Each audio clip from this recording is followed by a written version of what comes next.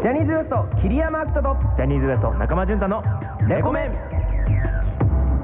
さあ、お待たせしました。ここからはですね、永瀬廉君のレディオガーデンです。今日は、キンプリのコンサートツアーのブルーレイ&DVD が発売されたという直後でございますのでね、そんなお話が出てくるそうです。ちなみにキンプリとウエストのコンサートの一番の違いはどんなところですかなんてことがあるんですけども。キンプリのライブ知らんし。知らないですね。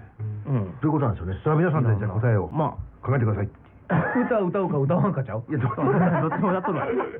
ジャニーズどんなことやってんのじゃあ。ジャニーズかどうかってことじゃない。いやいや、ジャニーズですよ、どちらともね。答えを皆さんで考えてください。さあ、それでは廉君、よろしくお願いします。こんばんは、キング&プリンスの永瀬廉です。3月です。入りました。寒さもてか2月のね、もう後半の方からすごい暖かい日が多かったなという印象ですけど、3月になって余計にちょっと暖かくなることを願いながら、でそしてこの時期はもううちのメンバーもすごい苦しんでいるんですけど、花粉症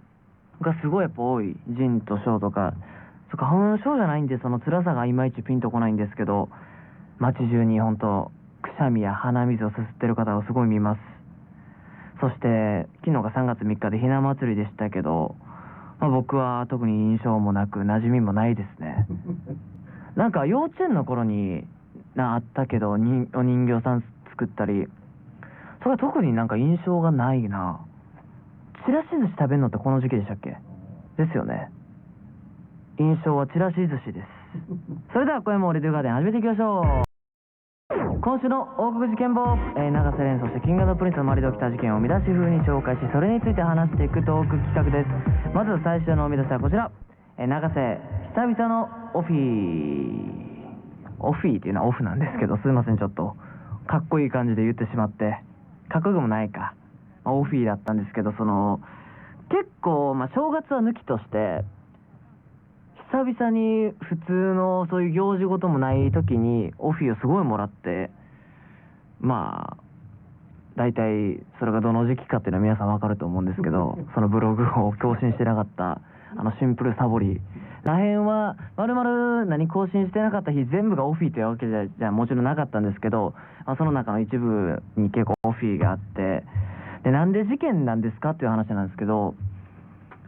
マジで何したか覚えてないんですよ、僕。いや、もう外にももちろんね、昼間ちょろっと出たりとか、家によって掃除とかした記憶はあるんですけど、見出しになるようなことが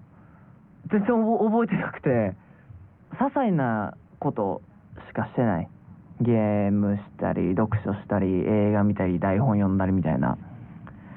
だから今日ほんまに何日か連続であって何かしら起きるはずなんですけど、何も起きんかったね。何も起きんかった。この王国事件簿で言うことがないっていう期間前回一回あったじゃないですか。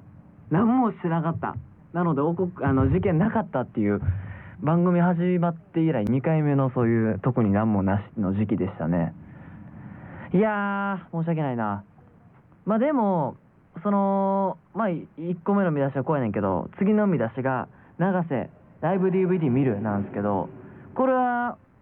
最近、この収録が2月の後半なんで、その最近ライブ DVD が一足先に届いて見たんですよ。すごいいろいろ思い出しましたね。記憶の奥底に眠ってたはずのものがどんどん浮かび上がってくるというか、コントなんですけどいや、僕らやってる分は生でやってるからどう映ってるかっていうのは全然わからんかったから、ちょ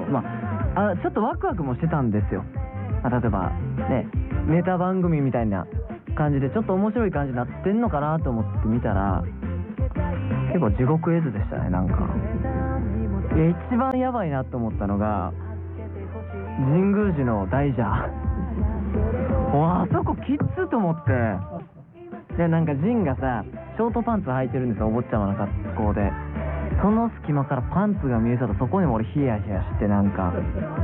気になっちゃって、あれパンツ見えてないみたいな、ちょっと神宮寺のそこにしか目いかんかったし、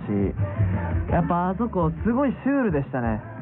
お客さんの笑い声ももちろん入ってないわけなんで、全体的にちょっと見てて恥ずかしくなってきちゃったなと思って。いや、ただなんてやろう、本当に無観客で初コントを無観客でやる俺らのメンタルの強さは改めてすげえな俺らと思いました、そこは。でまあコントはもうコントで全然良かったんですけど、一つの味として。でその後の俺戦岸さんのプロデュース曲なんですけど、あれ生で見ると岸さんの合いの手何言ってるか分かんないですね、あれ全然。ミュージックしか分からんかった気がする、最初の。でもみんなすごい楽しそうでしたね、俺戦とか。だからそこら辺が一番印象に残ってるコントから流れ。サンデーマンデーチューズデイの歌あるじゃないですか、あれフルタイムラバーでジュニアの子と外周を回るんですよ、一列になってみんなで。でその外周を回ってる時にショーが子供を担いでたんですよ。ですごいなんか運び方はなんてやろな、死体を運ぶみたいな運び方してたんですよ、肩に乗ってて。なんてやろ、なんてやろ、動けんくなった人を運ぶような肩に担いでちっちゃい子運んでたんですよ。山賊抱きみたいなで子供を抱えてたんですよ。でそこが抜かれてて、でその時の子供、ショーに抱えられてた子供の表情がすごい良かったんですよ。なんか体勢はすごい辛くてお腹も刺激されてきついはずやのにめちゃめちゃ笑顔やったんですよ。やっぱそのちっちゃい子なりにさカメラ抜かれてるの分かってるから笑顔でおらなあかんなっていうプロ意識を感じちゃって、俺そのちっちゃい子から感動しましたね、ほんまに。すごい笑顔で、なんなら手振ってんすよ多分、確かね。いや俺にはできないなと思って。しかもやっぱ動いてるもんやから余計に揺れるんですよ、ショーの体も。で肩にお腹が刺さってるのにすごい笑顔ですよ。マジ見てほしい、ファンの人頑張ってるから、あの子なんか笑顔でやらなあかんのかなっていう